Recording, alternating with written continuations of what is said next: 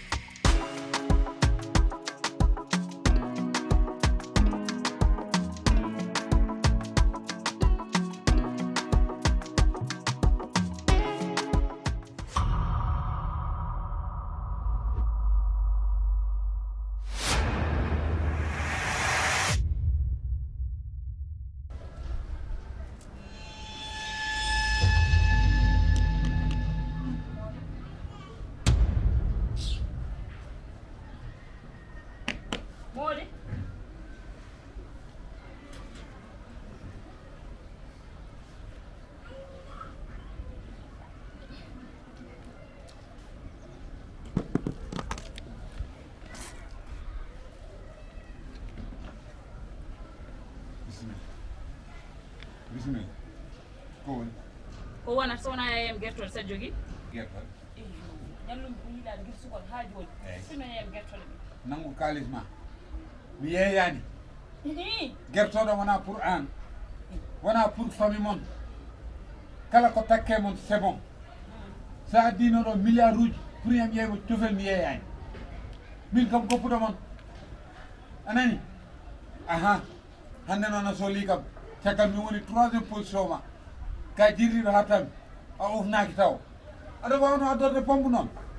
mairie galle ma nga aɗa pompa kam madami sorɓani mbaɗen sa haalan tan tournaki noon a hertata mooli ka jeeyo walla wona jeeyo sabi yeede wona onon kam an kay ñil fode sorɓo mooli eyyi aɗa meeɗi urde eyyi ko jiiɗa fode goto mi oɗo men dak ɓotti bonname dak boni dak sagoɗo ande ari gallam min mi sohlani haydara mon minen ɓuuri wawde sohlude haydara ma mooli wona gon ay an noon ka jeeyowo mo yiiɗa jamde a sohlani gartoɗam hande aranɗo aɗa ɗum gandu mon annimi ɗo hen kon yaltu mi yettan hande mi yettan janggo so jeeya kam mbaɗa yaha wona gon sa yaltan fima ha mayde bonde yanema min ede mayde bonde yanema min ɗino jawɗa o he do mi yettan do équilibre dara woddo dara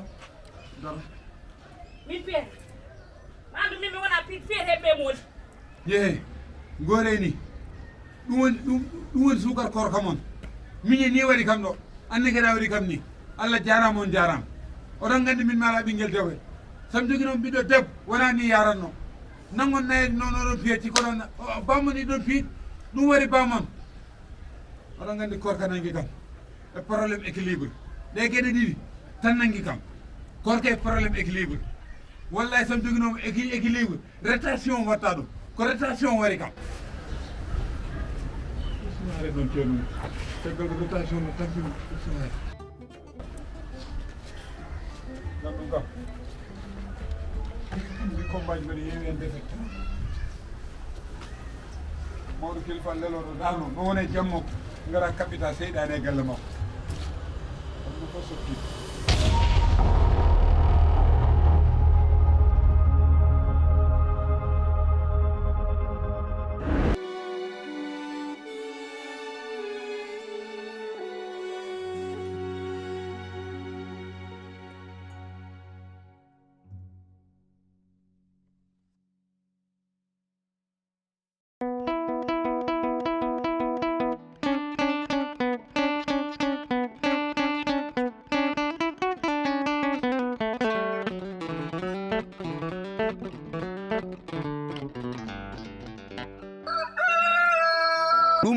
abbu commune ɗi kayitaji ɗi jogiɗa noon KGS entreprise ɗillowo e jeygu terrain Dakar Thiès Dias 300 225 150 mètres carrés titre foncier bail délivration kayitaji labɗi jobdi mum musani woni hen aɗa wawi yobde 50% keddiɗo joɓa ɗum e nder lebbi jeegom woni hen aɗa wawi fuɗɗade joɓa ko heddi ko nder lebbi sappo e ɗiɗi ko ɓuri ko weldemi keɓe mballo neɗɗo caɗele terrain mum hayso sodani e maɓɓe wonande jiɗɗo hen ko laaɓi ɗum yo noddu caggal indicatif waalo fendo 33 6 59 44 08 07 bandiraɓe mi yeehi KGS njehen